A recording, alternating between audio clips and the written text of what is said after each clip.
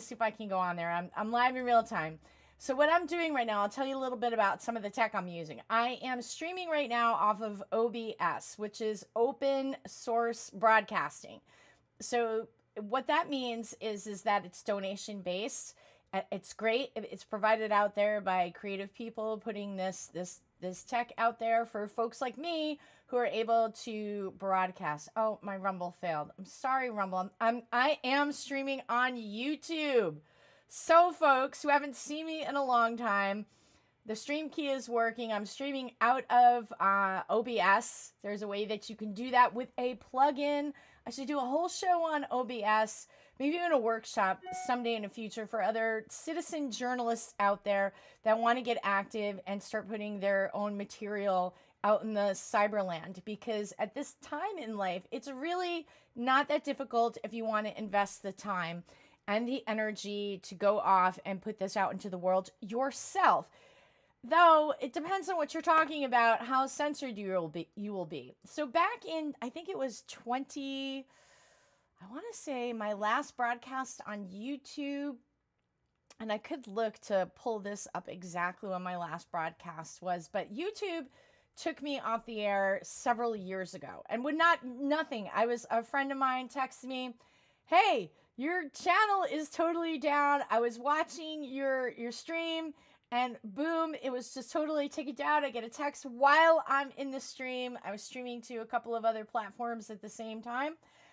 And lo and behold, YouTube just ripped the channel down. Now they've gone through a ton of my videos. They've taken a ton of my videos down, and it's going to be interesting to see as Bobby Kennedy has now been appointed to the HHS. I hope that everything goes well, and he is confirmed. I don't see why he wouldn't be. He's a good, solid person. People say he has no experience. Hello, do you know anything about Bobby Kennedy? Do you know he's like one of the best environmental lawyers we've got, and he helped to sue Monsanto? Hello, anybody out there? And because of him, that we know now, I mean, that glyphosate is a very toxic chemical in our environment and has won sweeping lawsuits against big giant corporations doing things that harm our planet, that harm our kids, and all kinds of things like that. So Bobby Kennedy, also founder of the Children's Health Defense, he is back on YouTube as well. So I've gotten all the channels. It's interesting when you have a YouTube channel is that all the people that you follow, you lose them too when they pull your channel down. So I had all kinds of interesting channels that I was following. So it's nice to see those faces again, the ones that have come back. And I'm really hesitant on what I'm going to do with YouTube, to be honest with you. I hate to feed it, but at the same time, I feel like with these tools before us to take advantage of them and to use them whenever we can to say what we're thinking. Because I think sharing ideas and sharing what you're thinking and sharing the information that you're finding and having an open dialogue, like censorship is not something people in a free society should ever tolerate. That includes YouTube and whatever whatever troll is assigned to my channel to have gone through all the videos. The recent video you took down with Bobby Kennedy, that's ridiculous. And I would love to, at some point, have a class action lawsuit and sue the crap out of YouTube. I would like to sue you, YouTube. I guess thank you for giving me back my channel after almost 4 years. I guess thanks. I'm back. I'm not going to stop. You can find me at the Sparks Report, which you can see right here. Follow me on the Sparks Report. I'm going to be talking about some articles that I've recently written and sharing a couple of short clips and videos for you that I put together a few years ago in 2020 here in the fine state of Connecticut, aka the former Constitution state. I don't feel like I could call Connecticut a Constitution state anymore since our government, the supermajority that's in charge and has been kind of leading the charge of the state since the 90s after Lowell Weicker created the income tax. Yeah, I just can't be fond of Lowell Weicker. He passed away not that long ago. Rest in peace, Lowell Weicker. Thanks for destroying the state of Connecticut. That was once a very solid state, for freedoms and a solid state to live because it didn't have an income tax. And right before I moved here, I was living in New York. I was living in New York State and working in Connecticut, and Connecticut didn't charge an income tax, but New York sure as heck did.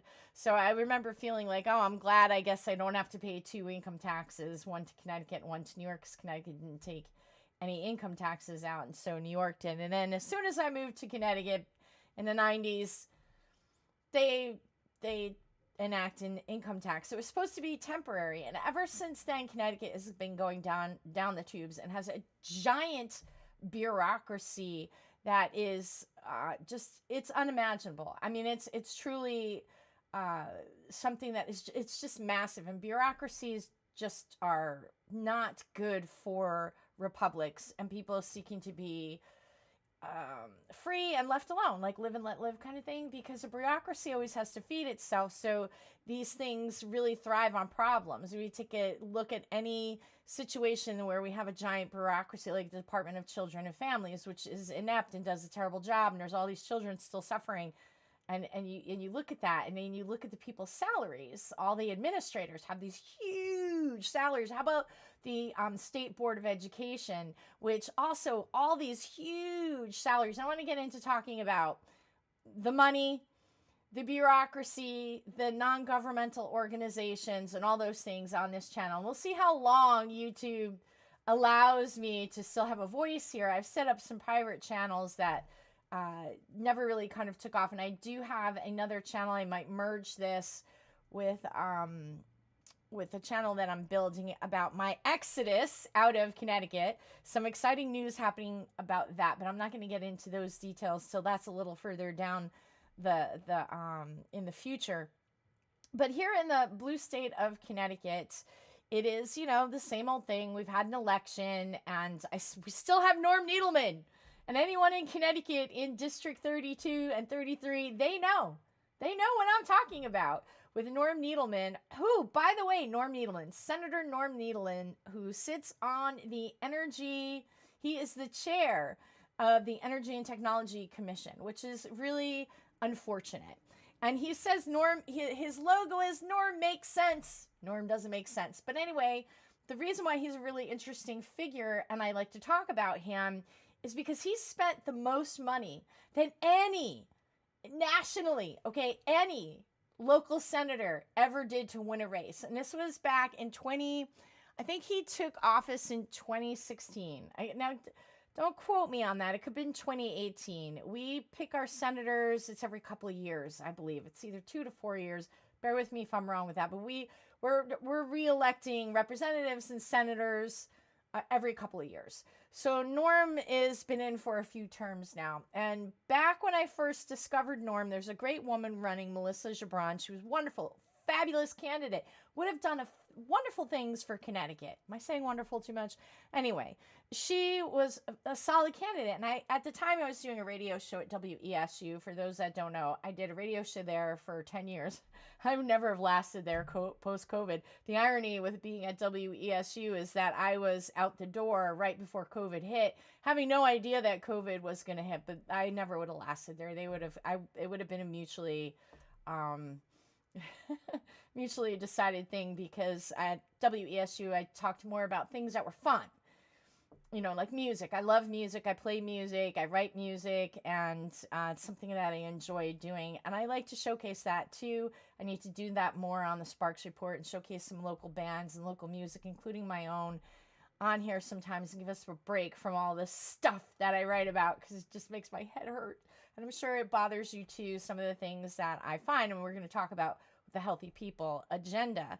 And, you know, I couldn't have gone through what we went through with COVID without saying my piece. And now I think I can say this on YouTube. Or am I going to be taken off again immediately? I have one live stream and boom, I'm off. You're done. And I work so hard for my YouTube channel, by the way, because YouTube has all these rules for streaming.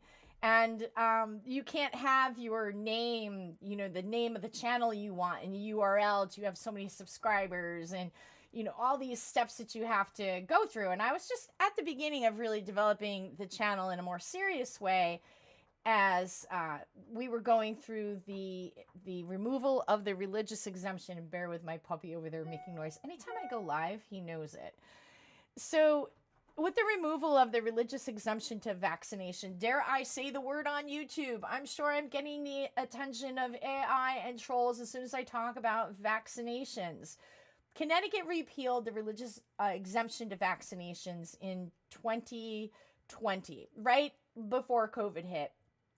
They repealed it, but it hadn't been fully repealed. There was another process, I believe, that COVID shut it down, and there wasn't a vote or something. There were two big hearings. I'm a little confused about why we had them twice, but we did. And so we had one big hearing in February of 2020, another big hearing we had in 2021, I believe. It was right before the vaccine came out, and two 24-hour hearings.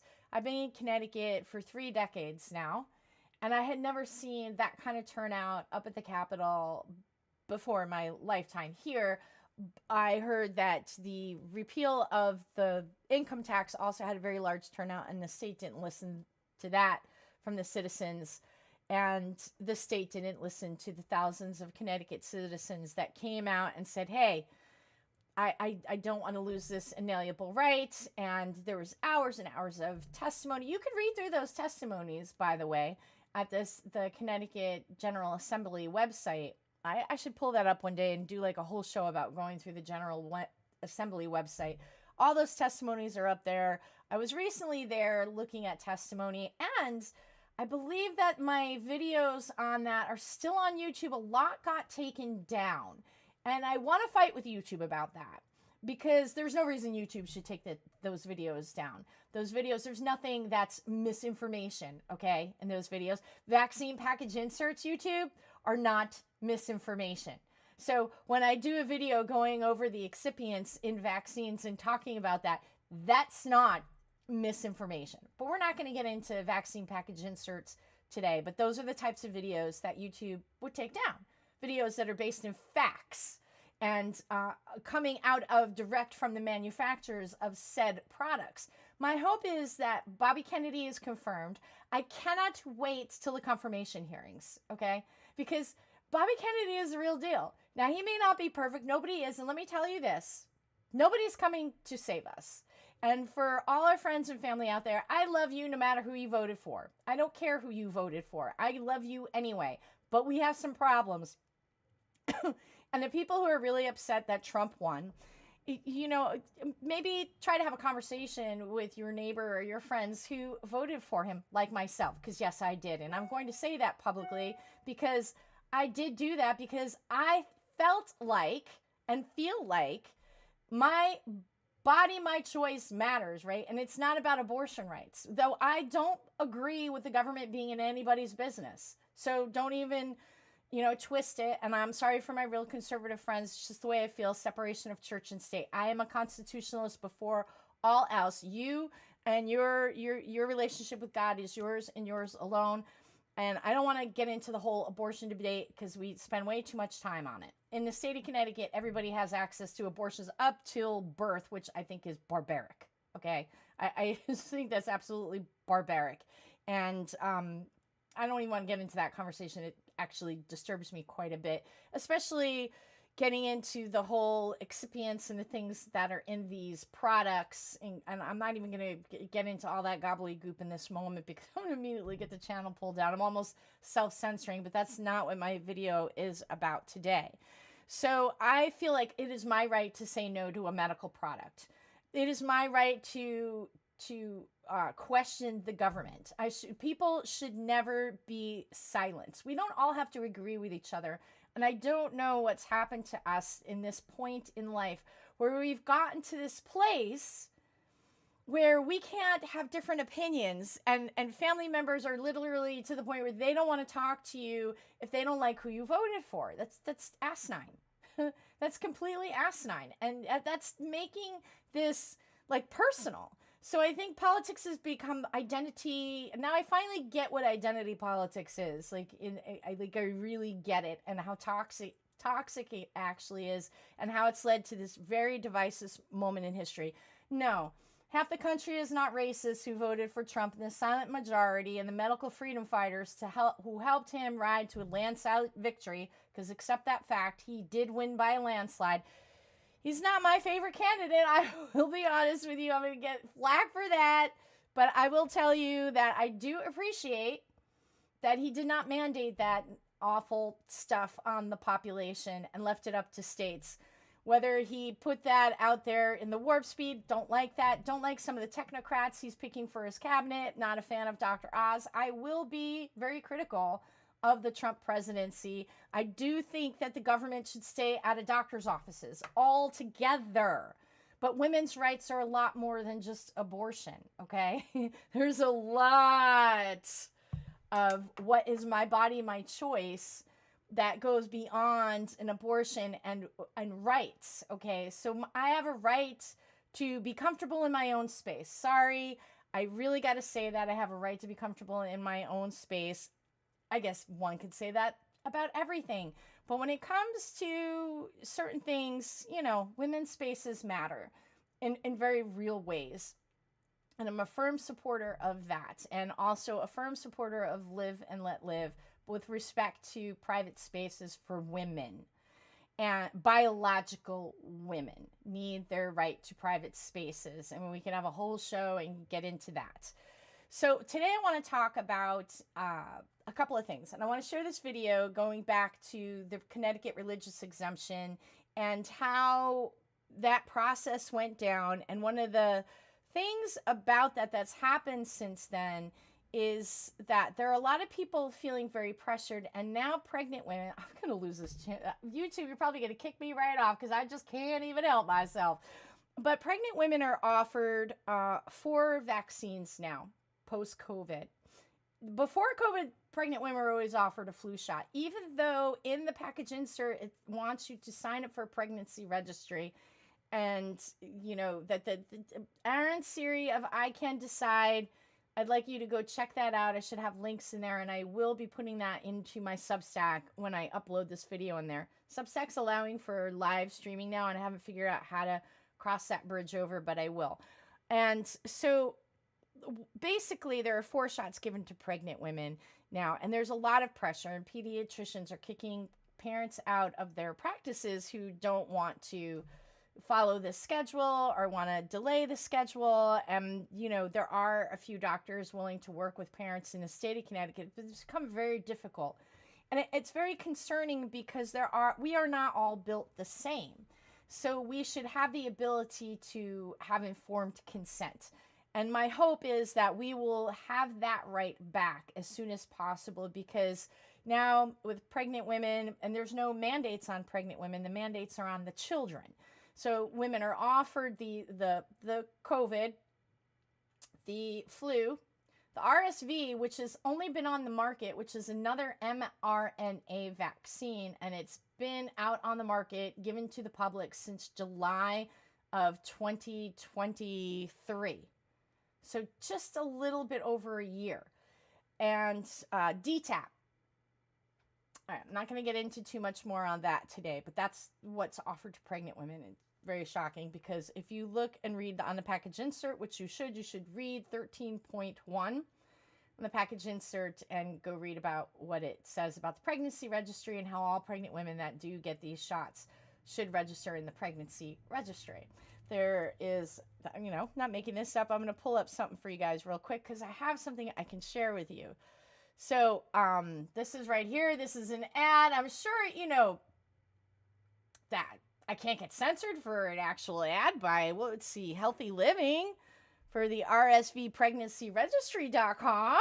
Could I possibly? It's not even funny. It's kind of scary. And that's why I do what I do, because I feel for, oh no, you know, wouldn't it be, I just lost my feed. You got to be kidding me.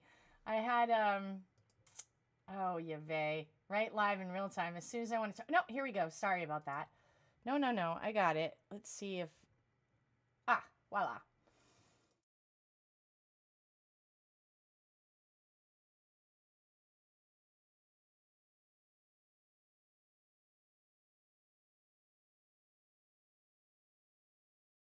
Transition here. This is an ad that I saw on Facebook, and it's just about participating in the pregnancy registry. So I was just really surprised about this. I don't know. This speaks volumes to me, and I think to myself, how did we get here? Right? Like, how did we actually get here? How is it even possible that we're here in this moment in time? It astonishes me in more ways than one. Is another one that I want to share with you that is disturbing. And pictures are worth 1,000 words. Okay, so this is the Southwestern. I'm gonna blow this up a little bit more for you guys. Let me pull this into full screen. Hopefully this will just do the full screen for me. All right, it does. Getting the COVID vaccine during pregnancy protects newborns from hospitalization. I'm just going to pause. I'm not going to say anything else. I'm just going to read this to you to pause. Nearly 90% of babies who had to be hospitalized for COVID-19 had mothers who didn't get the vaccine during pregnancy. According to new data from the Center for Disease Control and Prevention, babies too young to be vaccinated had the highest COVID hospitalization rate of any age group except people over 75. Getting the COVID vaccine during pregnancy protects newborns from hospitalizations. This is 2020-24. I'm over speaking here. This is 2024. This is NPR. This was posted on Facebook October 22nd, saying that pregnant women should get the COVID vaccine. Now, I highly recommend Dr. Peter McCullough's Substack and heading on over to Substack and giving me a follow. You could do that for free, or you could become a paid subscriber and support my work. I really appreciate the people paying to support my work. I keep everything open and free to the public. I'm going to come up with some special things to give to the paid subscribers because I really appreciate that financial support. It means a lot, and it helps this to keep going, and it's a wonderful thing. But all the work that I do is open. That's the point of it more than anything else. I'm thankful for that opportunity to do that. Peter McCullough, absolutely excellent, has come out very, very strongly calling for these things to come off of the market immediately. Florida Surgeon General has stopped recommending these to young people and pregnant women. The Iowa has also stopped using them in certain counties. So those are true. That's true. YouTube, if you take it down, you are actually in the wrong. Maybe this video is going to get taken down. I just got back the YouTube channel after 3 years. I'm actually surprised that they gave me back the channel, to be honest with you. And I really sat on it for a while because I've had the channel back, and I'm like, do I even want to stream on it? And I ultimately decided, you know what? I'm going to stream on every platform I can possibly get on, and I'm going to keep doing it. And I'm hoping that at some point we can sue those who try to censor the information. No one should be censored. Freedom of speech is what a free society is all about. We must be able to criticize our government, to be able to debate and criticize and ask questions of each other. Everyone should be allowed to speak. We are all grown adults. We should be able to do our own research. Like, how did that become synonymous with something bad? Which just means thinking about making private medical decisions with you and your practitioner, with you and your family, about the course and the way that you want to go with your own health. That I never would have a million years in my adult life think that this would be up for grabs, right? So when COVID hit, I'm like, how did this all fall into play? So I did some research on that, and I found some interesting characters. And I think YouTube might have taken it down, but I had done a video a while ago, and I'm going to pull this guy's picture up. Hold on one second while I pull it up live in real time. So a while back, let's pull him up over here. Okay, this particular guy This guy, this is Ezekiel Emanuel. He's a big deal. And his brother, he's got a few brothers. He's got a brother in Hollywood, and he also has a brother that was mayor. I want to say he was mayor of Chicago, Rahm Emanuel.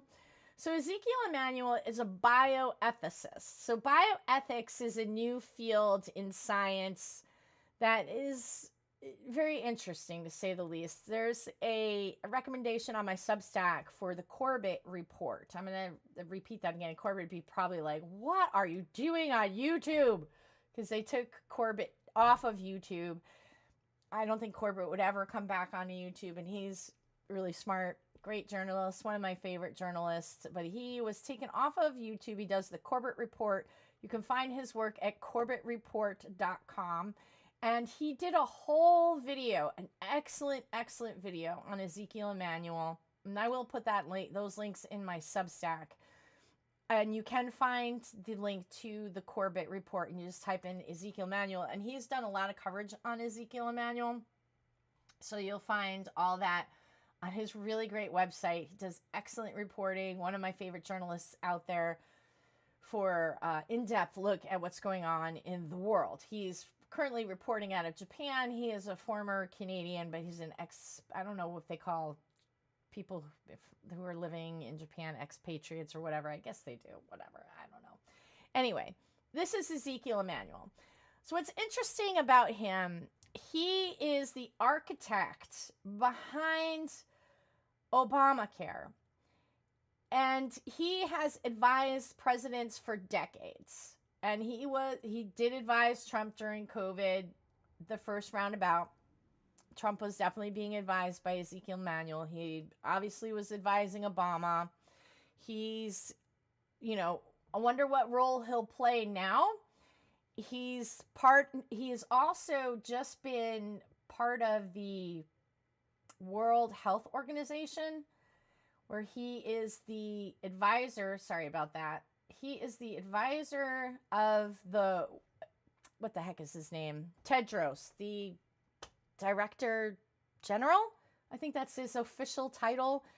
Dr. Tedros, who isn't like a doctor like that. Anyway, there's a whole bunch I could talk about with Tedros, but I don't want to get too sidetracked. So this is Ezekiel Emanuel. So now he's advising the World Health Organization. He is the architect behind Obamacare.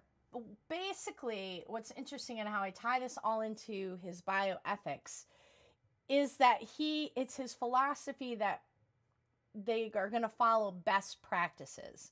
And what that means is what the current experts, all the associations, the American Medical Association, the American Pediatrics, all of these associations that people have a lot of trust in.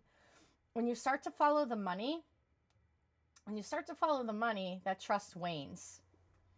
And you can see here who Ezekiel Emanuel is affiliated with. This is the World Economic Forum.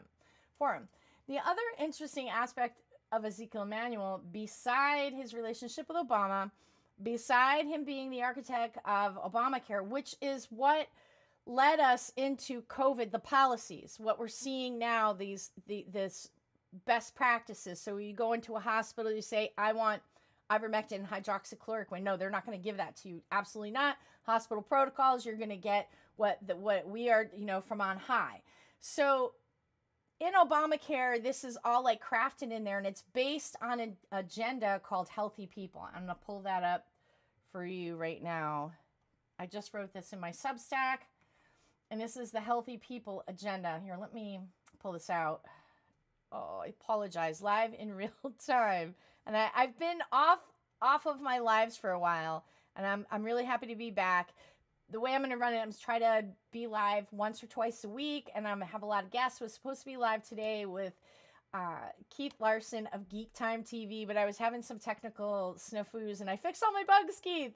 And maybe you catch this show, you'll see it streaming if I'm not being shadow banned. Even though they gave me back the channel, doesn't mean anyone's going to be able to see it on YouTube. One could hope. So, when I need to share with you that video, I'm all over the place. I should have wrote my outline today, and I didn't because I wasn't sure I was even going to get to the live part, and I wanted to do that, and I had this kind of rough outline, but let me take you over to here. And then before I go, I'll share this important video about the Connecticut medical exemption. So this is sorry, here we go. Where is that article? Oh, let me bring you on where I am. Okay, so I call this article, The Failure of Government, the Healthy People Agenda. So these are the agendas here. Let me transition this. So these are the agendas here. You know, it sounds really good. Decrease mortality, infant adults, increase independence among older adults, all these things that they have been working on since 1990. Everything is worse. Our health, 54% of American children, according to a paper in PubMed in the NIH, sponsored by the NIH in 2011, 54% of children, they combed all this data from like insurance companies, are chronically ill. So, you know, then they had Healthy People 2020, 2000, Healthy People 2010, and they got Healthy People 2020 and Healthy People 2030. So now they're on to attain healthy, thriving lives and well-being, free of preventable diseases. What that means is mandatory vaccines, preventative measures. These are the things that are coming out of Ezekiel Emanuel's wheelhouse. And what's really interesting about Ezekiel Emanuel, sorry about that. What's really interesting about Ezekiel Emanuel is that let me pull him up over here. So he is also, this is Oak Healthcare FinTech. This is Annie Huntress Lamont's venture capital hedge fund. They invest in startups. They're worth over $3 billion. Last I officially checked, this was a year or two ago. I did a deep dive into the Lamonts. And she's got $1 billion company. There was a lot of controversy in the state of Connecticut with the testing, the COVID testing, and the company that Annie Lamont had in her portfolio called Sema4, and the mandated testing, and how Sema4 was providing those mandated tests to the state agencies that were, you know, from the governor who was mandating them. Now, one's got to ask, how is it that this guy here, Ezekiel Emanuel, he wants vaccine passports? I have a quote here, YouTube. So if you try to shut me down saying I'm doing misinformation or conspiracy, it's 100% true. This is Ezekiel Emanuel. He is a partner. Ezekiel Emanuel, venture partner, healthcare. Okay, his ideas were for, you know, mandatory testing, mandatory vaccination. He even goes so far as he wrote a paper in The Atlantic in 2014 on why people who are 75 and above should no longer seek care, should not get medical care, and that health care should be rationed. He argues he's a bioethicist. And this is a new and emerging field of bioethics. He wants to change the practice of medicine to this new entity that embraces climate change as a part of public health. So there's all kinds of preventative measures, even in like it all weaves together, like housing, climate change. It's so hard to articulate and explain, and there's a reason for that. So he's into these really kind of draconian ideas about healthcare. So the healthcare system is being run by a giant bureaucracy that follows an agenda that people have never voted for, debated on, or even know about. Money runs this machine from the shadows of government behind the protection of public-private partnerships. Healthy People Agenda, which is where the Obamacare springs from, or the Affordable Care Act, is really a part of Healthy People, the Healthy People Agenda. And my dogs are barking. I'm live, by the way. So the Healthy People Agenda is a vision of a society in which all people can achieve their full potential of health and well-being across the lifespan. Doesn't it sound lovely? I mean, who can argue with that? We all want to be healthy, of course. Its mission is to promote, strengthen, and evaluate the nation's effort to improve the health and well-being of all people, and is reflected in our first overreaching goal. Definitely overreaching. I would say overreaching would be a good depiction of it. And so this overreaching goal is to attain healthy, thriving lives and well-being free of preventable diseases, disability, injury, and premature death. In addition, the Healthy People 2030 framework continues to highlight the need to achieve health equity. I don't even know what that means. That's like where they're, saying like now climate is public health, which is very scary because what I see coming are going to be lockdowns that isn't going to be about a virus, but you're going to be locked down because there's, the climate and net zero, which is the whole idea of getting to zero carbon emission, even to the point where Bill Gates wants to vaccinate cows to prevent them from producing methane. I mean, this is like crazy. And I'm the one that's censored on YouTube. But it's true. I don't think I'm going to last long on YouTube. I don't think we have a future, YouTube. I don't know. Anyway. So let's see. In addition to Healthy People 2030 framework continues to highlight the need to achieve health equity and eliminate disparities, and expands the overreaching goals to create social, physical, and economic environments that promote health and well-being for all.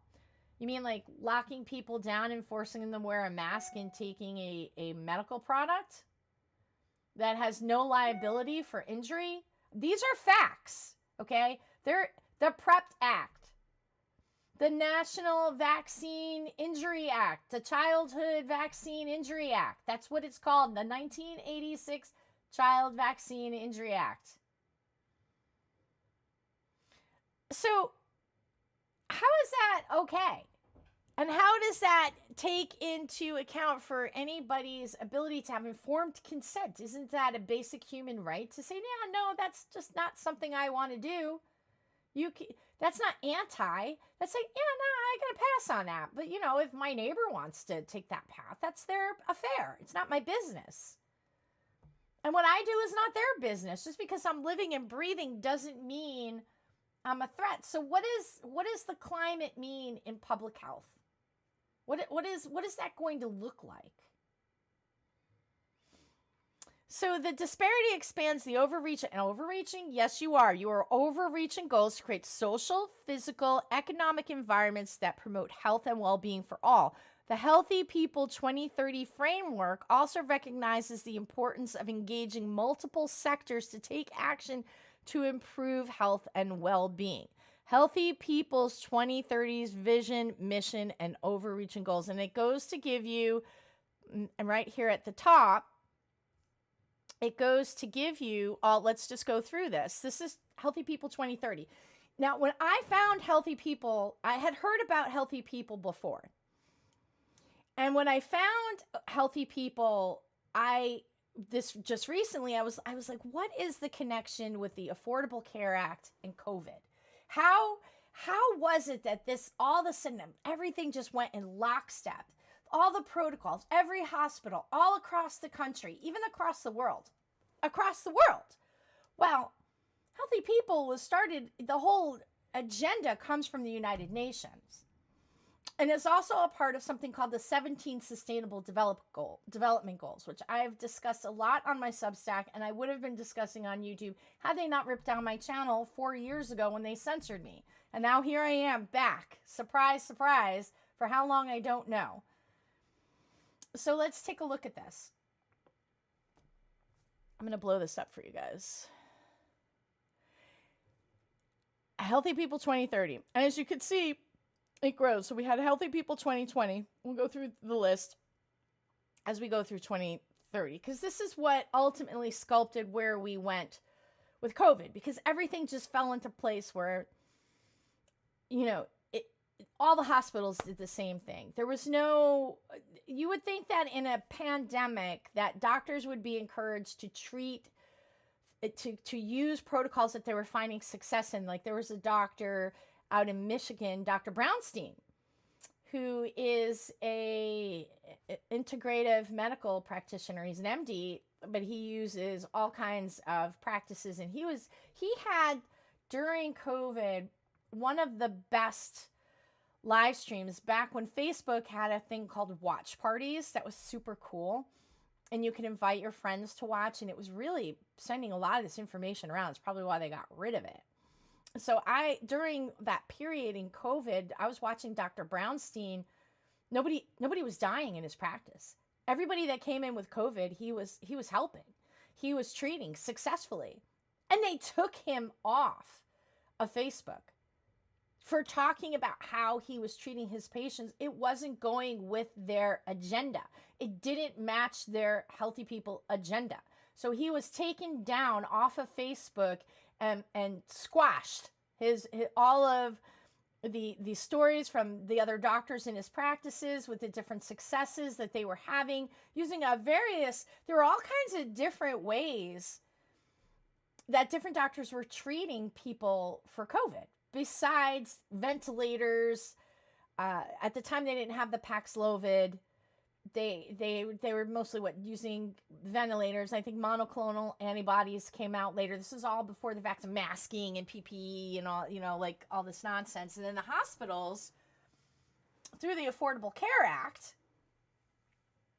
and the deals these insurance companies have, were getting, I think it was $30,000 a patient for patients diagnosed with COVID, something to that effect. I have to go through the numbers. I don't have it off the top of my head. So how is that? How is this like, okay, let's just go back here. So yeah, all this stuff is going down. Where's it coming from? So Healthy People 2020, which was, this was put together by the United Nations, by the way. And this is worldwide. Obviously, it's the United Nations. That's why you saw it everywhere, not just here. So, the way I discovered the Healthy People is that the Affordable Care Act was, taking this agenda verbatim out. That's where I found it. Healthy People 2020, 2010 was when I started to read the Affordable Care Act. And so reading through that, which everyone should take a peek at, it's a very long document, but it gives you a table of contents, and you can go through and you can read all the different things that they have through that. A lot of legalese in there, but you'll get to the Healthy People 2020 and you take into a link, and then you find this agenda, Healthy People. Now it sounds good on its surface. So Healthy People 2020 started with attain high quality, longer lives free of preventable disease. Achieve health equity, eliminate disparities, create social and physical environments that promote good health, promote quality of life, healthy development, and healthy behaviors across life stages. That's interesting. What do they mean by healthy behaviors? What does that mean? That's a very gray area. What I might say is a healthy behavior may not be the same idea for somebody else. Very, very strange, right? So again, 2030, same kind of things. Attain healthy thriving lives and well-being free of preventable disease, injury, death, blah, blah, blah. Eliminate health disparities, health equity. Attain health literacy. But whose literacy? What health literacy? What does that mean? Because that's also up into interpretation. I was unjustly censored for talking about things that this establishment and these technocrats don't want out there, like the owners of YouTube. Okay, so where are we here? So health creates social, physical, and economical environments that promote attaining full potential for health and well-being for all. Promote healthy development, healthy behaviors, and well-being across all stages. Engage leadership, key constituents, and the public across multiple sectors to take action and design policies that improve health and well-being for all. Very slippery gray area. Ezekiel Emanuel is now special advisor to Dr. Tedros, the Director General of the World Health Organization. Ezekiel Emanuel also sits on Annie Hunter Slamont's multiple billion-dollar company. It's probably at this point valued at even more billions. And I will tell you what Annie Hunter Slamont is good at. She's good at hiding the money. The Mott's Ned Lamont stinks as a governor, but man, he's better than the best mobster. He makes Tony Soprano look like a walk in the park, and his wife knows how to hide the money and all the smile on his face and dancing bear belt, because he's your kind of fun. He dances and plays the piano, and he sings as a Governor Lamont just grand. Anyway, so there's all different aspects of this Healthy People 2020. They got understanding social detriments of health. Healthy People 2020 first introduced the social detriments of health. They always have these acronyms. Sorry. Live in real time. They always have these acronyms. Understanding social detriments of health. And this was first introduced in 2016. The emphasis on SDOH, social detriments of health, is shared by the World Health Organization. What a shockaroo! Social conditions and environments, this is the climate change part of it. Social conditions and environments are shaped by a wider set of forces, including economics and social policies. Understanding social detriments of health, addressing social detriments of health, means focusing on resources needed to maintain health and quality of life. Examples of those resources include safe and affordable housing. Desegregate Connecticut is starting to use public health and their languaging as they want to centralize zoning and land use in the state of Connecticut. Desegregate Connecticut is a non-governmental organization, an NGO, that is funded by a larger organization that's quite old. That was founded in like 1900 or 1920. Could be off on this, whether it's 1900 or 1920. They're the Regional Planning Association. All the big names that you would think are there. Funding them. All of them. They're there. So the Regional Planning Association, who created Desegregate Connecticut using Sarah Bronin, who wrote a book called The Zoning Atlas. And that also connects to what is coming up as COP29. Oh, what is the acronym for COP?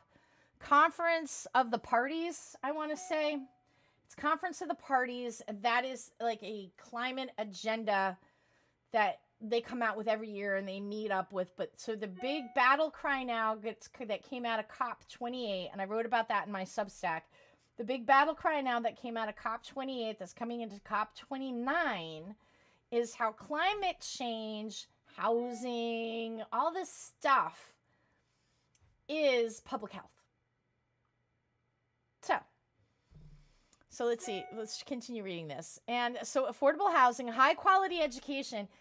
I've written about this too. So the CDC has designed a curriculum called the Whole School, Whole Child, Whole Community. I wrote about that too. You can find that article in my Substack. I've written, Connecticut just passed new legislation that basically puts an army of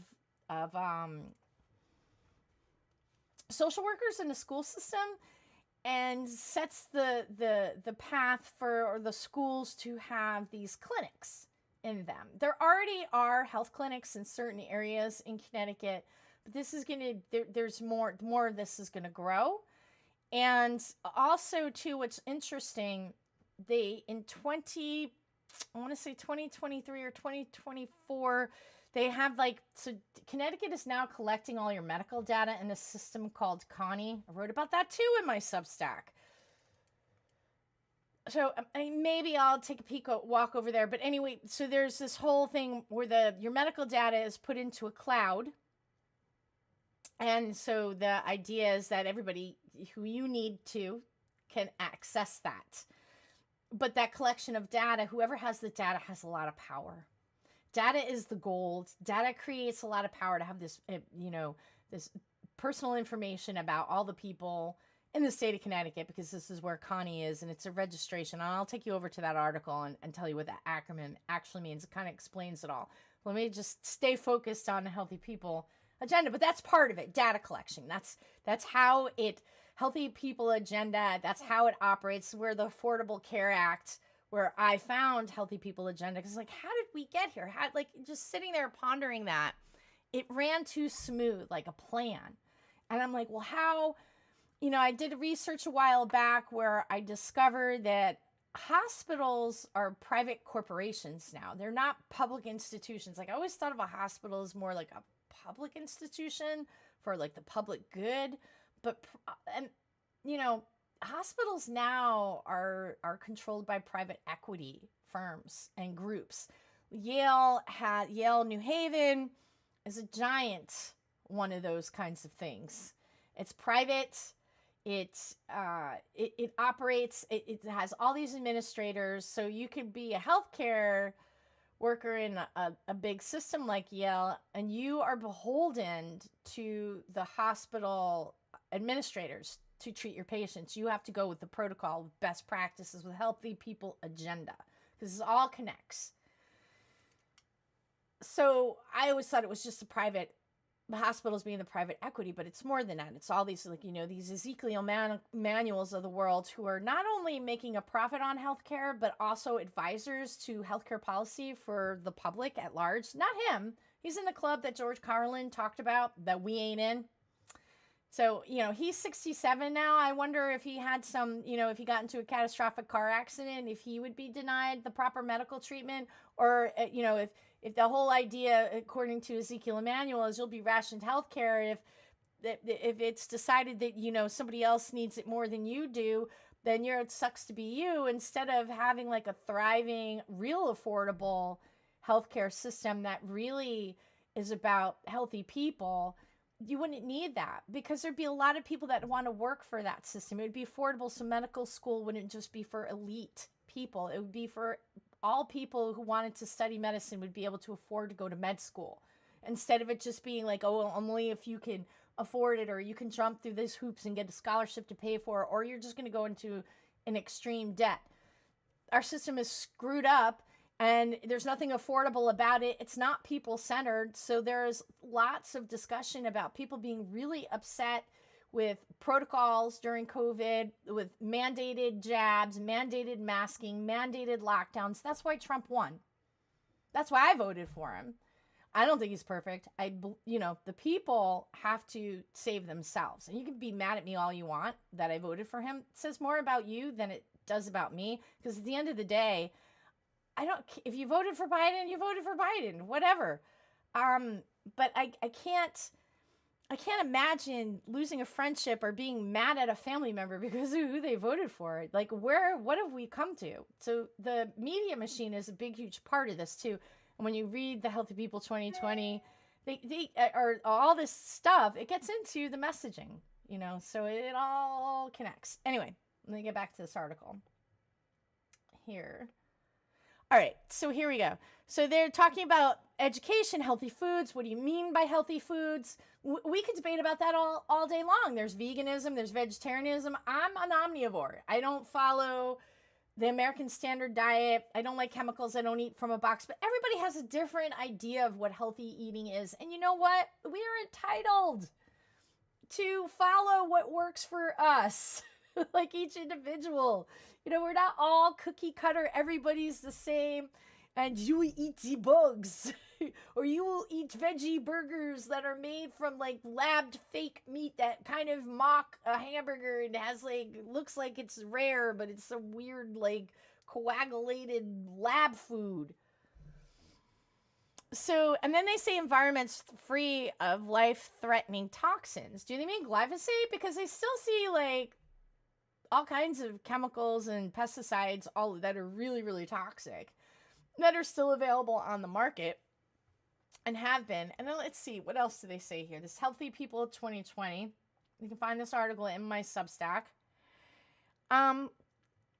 So then they have here, so affordable housing, high quality education. This is Healthy People 2030, healthy foods, local health and emergency services, and environments free of life-threatening toxins with opportunities for safe physical activity. What does that even mean, safe physical activity?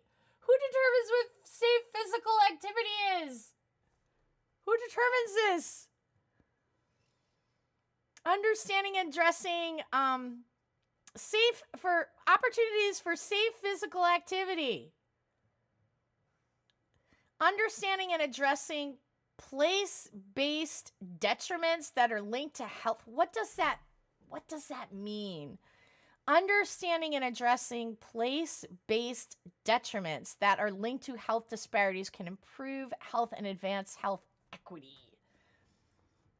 So recently here in the state of Connecticut, Governor Lamont was trying to mandate EVs, electric vehicles. We can't handle this right now. You can't mandate something into people's lives. We don't have the infrastructure for it. EVs have lots of their own problems. They are not carbon free. Where is all that cobalt and lithium coming from? Who's mining it? How much fossil fuels are used in the production of those EVs? Where is all the electrical energy coming to power that? But they were trying to mandate electric vehicles, and one of their arguments was climate change and public health, and how cities have higher asthma because they're you got more cars. You know what would make cities much nicer? Middletown. And I'm talking to you, Mayor Florsheim, the shoe guy. Florsheim shoes, now like a billions, like ridiculously big, huge. So Benjamin Florsheim, this is Ben Florsheim, right? Mayor Florsheim in Middletown. He is part of the family that had Florsheim shoes. Now they have like this $1 billion company, and they have lots more than just really nice, fancy shoes. Middletown. Oh, Middletown. Anyway, so the mayor chopped down these trees in front of this place called the Buttonwood Tree on Main Street in Middletown. It looks like dystopian hell. And so if your concern is that in places where there's more cars, why are you chopping the trees down? If your concern is the air, why are you chopping the trees down? Why are you building these huge complexes of hundreds upon hundreds of apartments all over the state, all congested together with a couple of trees planted?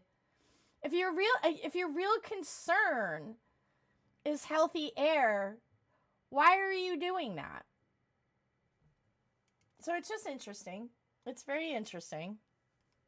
And honestly, when it comes to emissions, our gas emissions now are better than they ever were.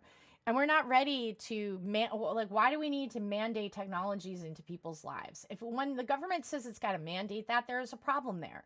And one needs to look at the giant bureaucracy, which is where I started the show with. How these giant bureaucracies that are controlled and funded partially through your tax dollars, a lot through your tax dollars, mostly through them, but also through public-private partnerships that give these loans to the government.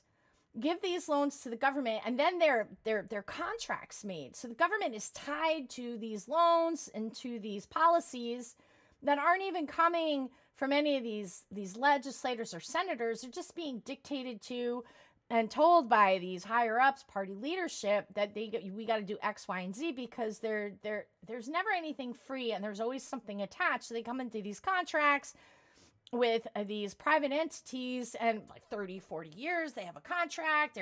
They're gonna, all kinds of deals are being made behind closed doors that the public has no idea about. You can FOIA these folks, and they'll redact a lot of stuff because it's trademark information. So you have these giant bureaucratic entities following these agendas like Healthy People 2020, where they're going to make climate change a part of public health.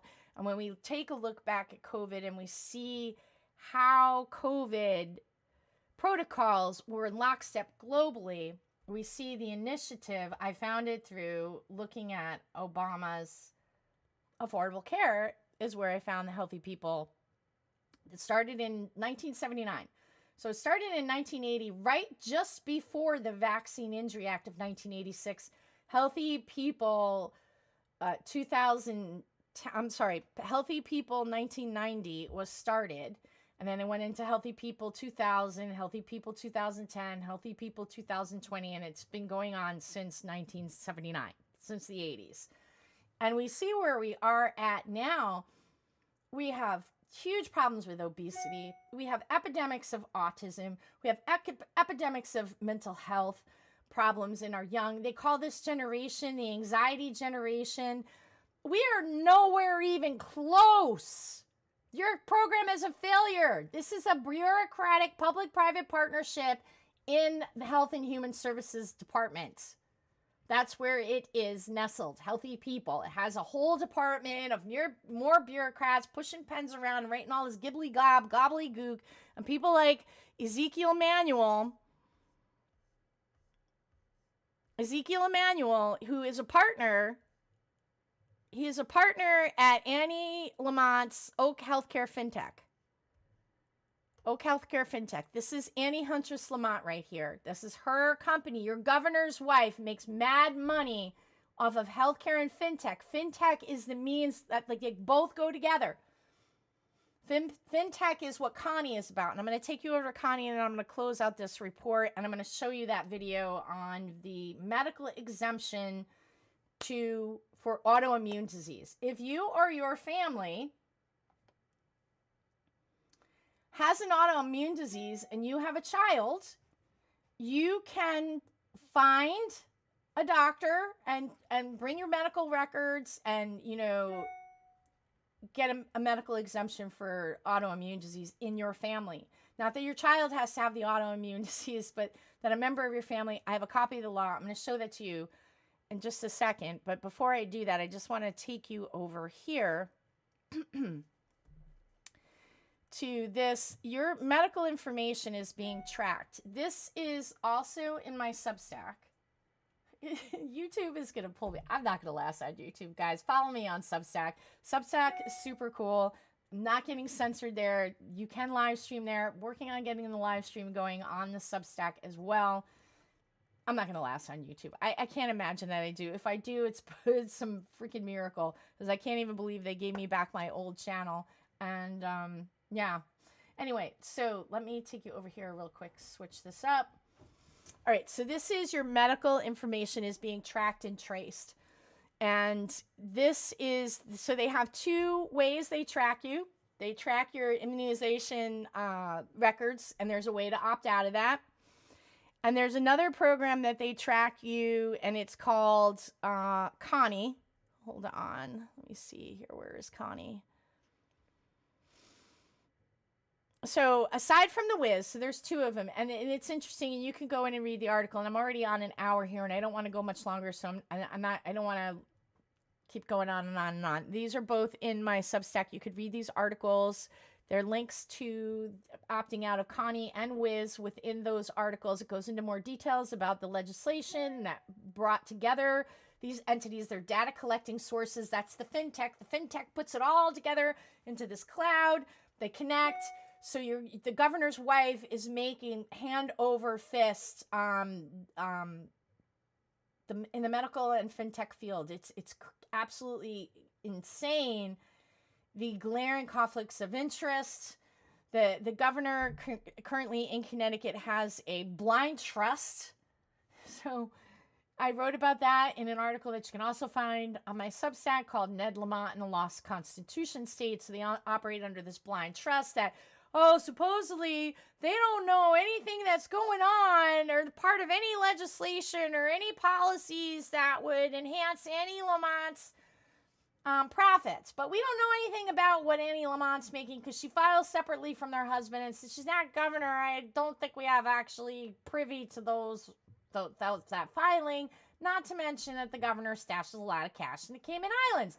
How everybody just accept this as normal, I don't know. I wish it would change, because maybe if we could just cut that kind of stuff off, we'd all be doing a lot better in the state of Connecticut, instead of people like Ned Lamont and his wife Annie and Ezekiel Emanuel, who are in the club that we're not in, making money off your data, making money off of health mandates, and just helping to push this agenda straight through Connecticut.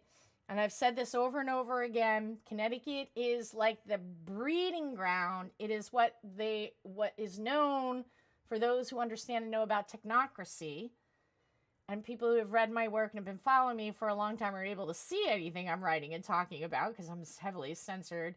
Patrick Wood, wonderful, wonderful. If you want to learn about what technocracy is all about, Patrick Wood and his site is, I believe it's called Technocracy News. But he and Whitney Webb, Ian Davis, Corbett Report, American Vagabond, all wonderful resources as well. So back to this article. Aside from the Wiz, there's also Connie. Connie is the system collects all of your medical information and was enacted into the Connecticut HIPAA law recently.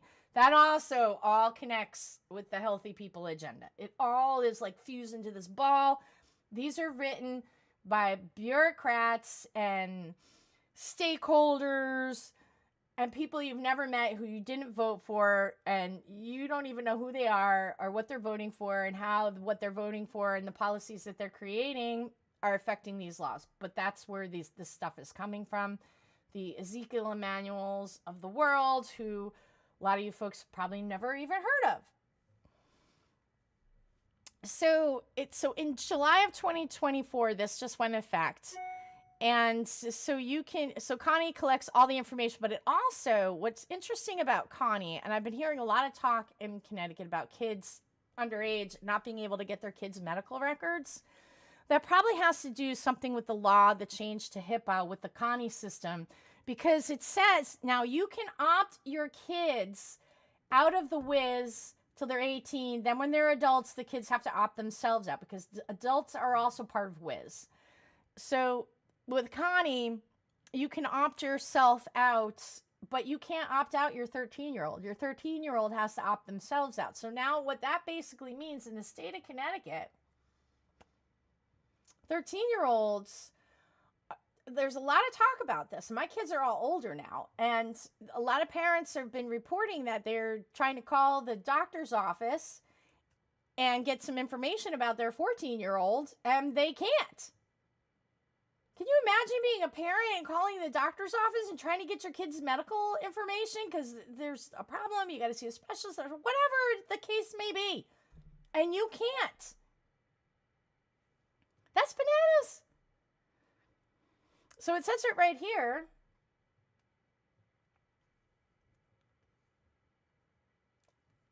So you can't. Parents of children under 13 allows parents of children under 13 to opt out. Anyone 13 and older must do it themselves. What is this? What? This. And there you have it, folks. I got one more video I want to play for you. I'm going to leave you on that. All this stuff is at the Sparks Report. It's in my Substack. You can find it online. All the reports, all the things that I'm writing, they're free. It does give you a prompt. You can just hit continue reading. If you have the means to offer a paid subscription, God bless you. Love that too. But the point of me putting the Sparks Report together is to get this information out there. I can't work for a newspaper. I did work for a newspaper. I wrote for a newspaper. My training is in broadcast communications. I did radio for 10 years. I did it while I was full-time mom, so it wasn't something that my kids came first, you know? So, and it was fun, and I was covering a lot of music, and it was great.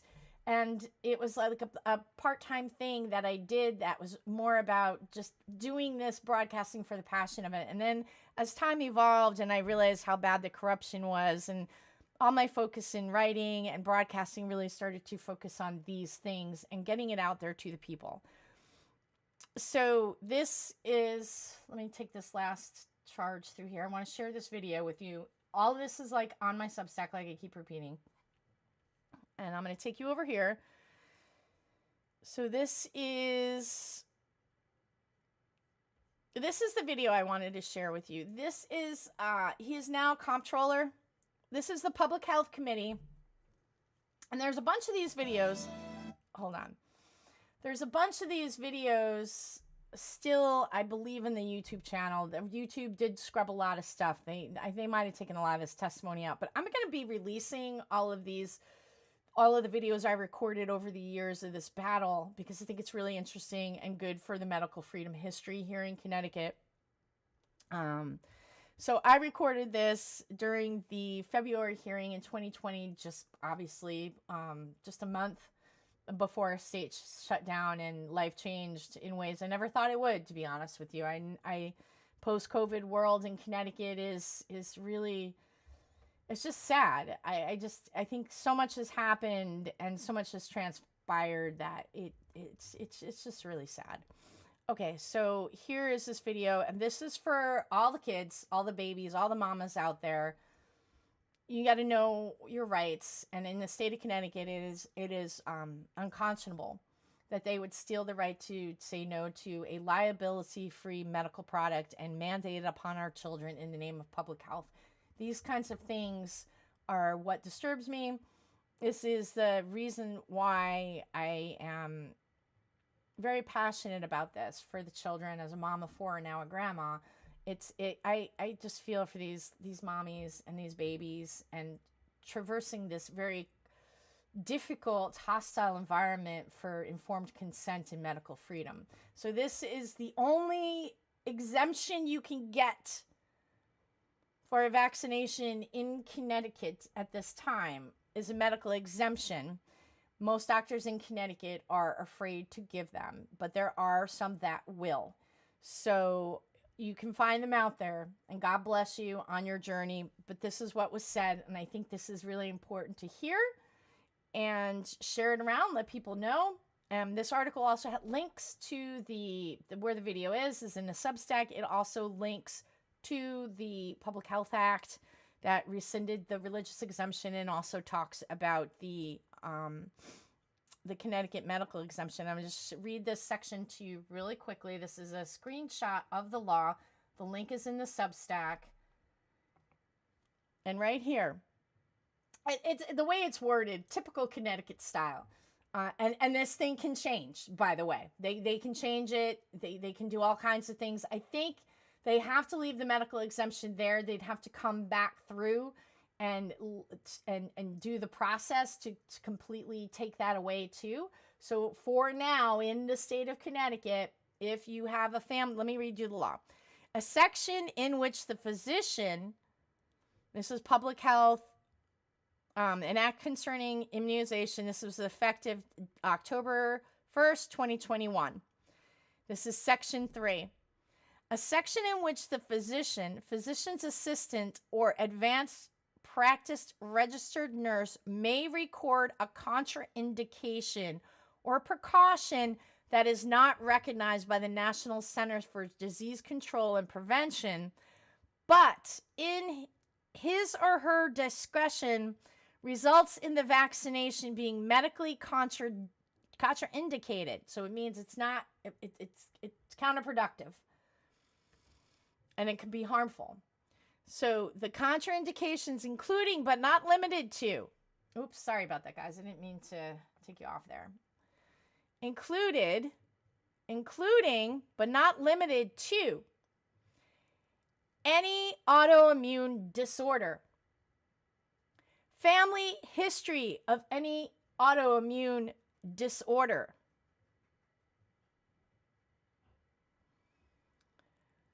autoimmune disorder, family history of an autoimmune disorder, family history of any reaction to a vaccination, genetic predisposition to any reaction to a vaccination as determined through genetic testing, and previous documented reaction of a person that is correlated to a vaccination. This is really, really important, especially for the families with children with autoimmune disease or parents with autoimmune disease with infants that are being pressured to vaccinate. That's a huge risk that even the state of Connecticut has recognized. Now, let me play this for you. This is at the time of this quote, it was Representative Sean Scallon. Let me blow this up so you could see it too. We could read along together. I believe in vaccines. I believe they are good for public health. I also understand that vaccines are not for everyone, and there are valid reasons why somebody would seek a valid medical exemption for vaccination. And this is Representative Sean Scallon, Public Health Committee. Now he's the Comptroller of Connecticut. And this was amended to the bill rescinding the religious exemption for vaccination, allowing for a medical exemption. Here is the video of his words from that hearing that I recorded. This is my video. Here we go.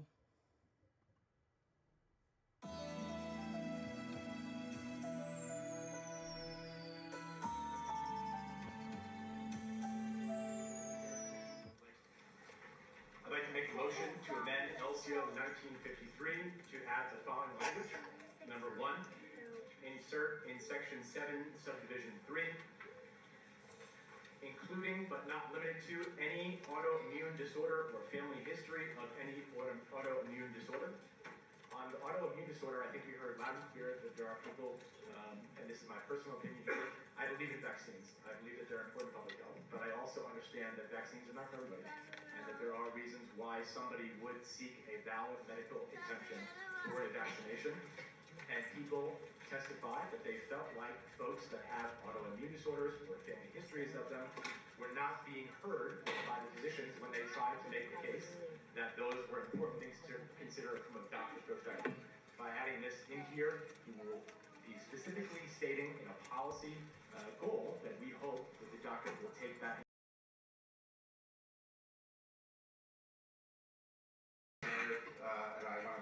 I'm going to play that one more time, just in case the audio was off. I apologize. I realized that my mic was on. I'm going to play it one more time. It's a minute long, but this is, to me, like one of those moments, you know, and very serious. Like sitting in, I just got to say to all the people that came out and testified when we were all there together before COVID hit, and meeting all these moms and their children and families and stuff coming out and talking about injuries to these products and, you know, begging the government for relief to say, look, I don't want to do this for my child. I had this experience. So the state, there are tremendous amounts of this testimony. Go ahead, YouTube, pull my video down so that I can, like, I want to sue you, a class action lawsuit for censorship. This is terrible. It's absolutely terrible to be censored.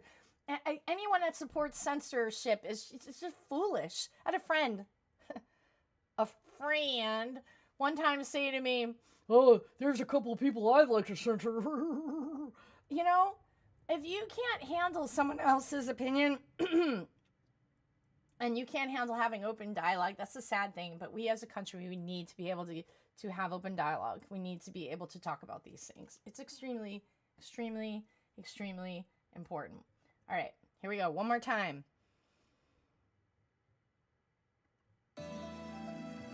Ah!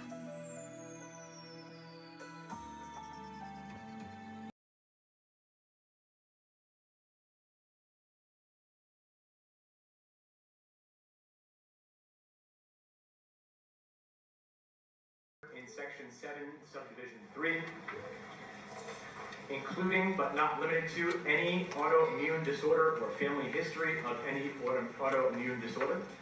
On the autoimmune disorder, I think we heard loud and clear that there are people, and this is my personal opinion here, I believe in vaccines. I believe that they're important public health, but I also understand that vaccines are not for everybody, and that there are reasons why somebody would seek a valid medical exemption for a vaccination. And people testify that they felt like folks that have autoimmune disorders or family histories of them were not being heard by the physicians when they tried to make the case that those were important things to consider from a doctor's perspective. By adding this in here, you will be specifically stating in a policy goal that we hope that the doctor will take that into consideration when they are considering those exemptions. And lastly, thank you, Representative, and I want to congratulate the work that you did with several others at this late date. I would have to concur that focusing on autoimmune disorders is consistent with the intention of this legislation to assure a reasonable path for those who have legitimate reasons for medical exemptions. So, there you also heard, oh gosh, how can I forget that rep's name? Oh my gosh, I'm having a total brain fart right now. Oh my God, how can I do that? Chair of the Public Health, oh gosh. We called him the Stalin of Connecticut. I can't freaking think of his name. So the voice that you're hearing responding to Representative Scallon, and I can't think of his name. All I can think of is that we called him the Stalin of Connecticut. It was the chair of public health, Representative. Oh Lord, have mercy. Totally can't think of his name. I believe it's with an S, obviously, because we called him the Stalin of Connecticut. What the hell was his name? Someone you know is out there. You're gonna tell me.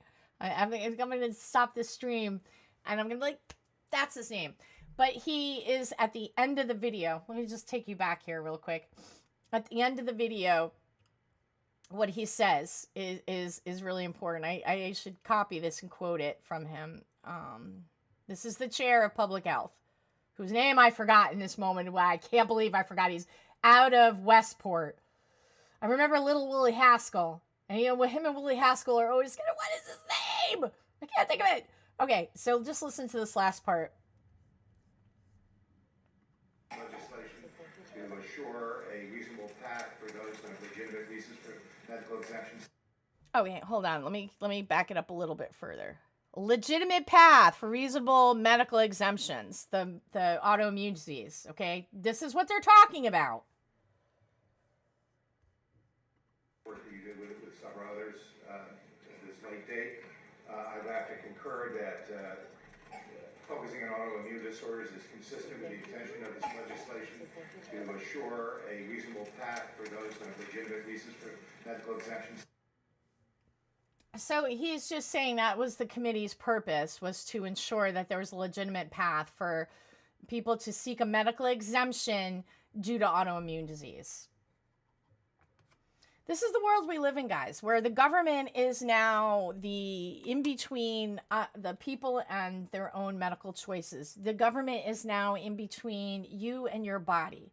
Never has there ever been a time before in our life where really, really it matters so much to have this bodily autonomy. And the number one right is to be free in your own body, free to say no, free to make the medical choices that you want to make in the privacy of your own doctor's office.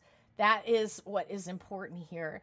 And the ability to say no, to lie, especially when you think about the PrEP Act and the 1986 Vaccine Injury Act, and the fact that these manufacturers have complete indemnity and that all these states purchase millions and millions of dollars of these vaccines and then turn around and mandate them.